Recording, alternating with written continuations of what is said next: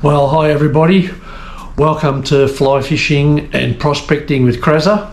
You all know that I do like a challenge. Obviously, it's a challenge to catch fish, the challenge to find gold, whether it be panning or whether it be detecting. Those kind of challenges are always exciting, and it's always a challenge to achieve something. And like I've got a pretty big shed. It's pretty cold in here in the winter. And I thought, how am I going to heat this shed without costing me too much? So I did a bit of research, and I did see a few people around the world who build these waste oil heaters. And I said to myself, you know what, I reckon I can build one of those. And right here next to me is a project that's taken me quite a while. I finally have finished it. And I'm just going to release a series of videos on how I went about building this thing. If you ever want to build one, I've worked out that it costs me about 4 cents an hour to run. That's 4 cents in this day and age where power bills are so expensive. This thing's like killing it. So look, if you're interested in how I built it, it is a great unit. It heats up the shed within like 20 minutes, but within half an hour, this shed is like warm and comfortable as. So if you're interested in how to build a waste oil heater, this is a good one. I'll tell you what, I reckon it's world class. So check it out. And I hope you enjoy the video. If you are enjoying it, think about subscribing. It'd be awesome to have you on board. Leave a comment, ask as many questions as you want. This thing makes crazy heat. I'm pretty proud of the achievement that I've made with this heater. So look, I encourage you, if you want cheap heat for your man cave or shed, this is the way to go. You can't go wrong. It just uses old engine oil and it vaporizes the oil, so it's a clean burn. I'm not creating pollution. So I hope you enjoy this series of how the build went. So thanks for watching. And let's get into the first part of this video series. Even the birds are excited. Well, here's the intro to the video. That's the burner. There's the lid. That's the outlet. That's where the hot air comes out of the heat exchanger. That's the chimney. I had to put a hole in the roof. There's a video on that. There's a video on just about everything here. That's the blower, the air supply to the burner to keep the flame going. That's the tank that holds the oil, the waste oil. You can see the oil in there. So there's 2 tanks that hold oil that go down to the burner. And then there's your isolating valve, a regulating valve, and a sight glass to see the oil going through. And that's the blower that goes into the heat exchanger to blow the heat out the side. So yeah, this is just looking into the burner. It's not lit here. There's the inlet to the chimney. You can see it on the left. That's the lid. And then this is with the burner running. You can see she's burning and making good heat. And this was like after 10 minutes of running. And now we'll just go to the outlet and you'll see that's the fan blowing nice and strong, blowing beautiful warm air into the shed.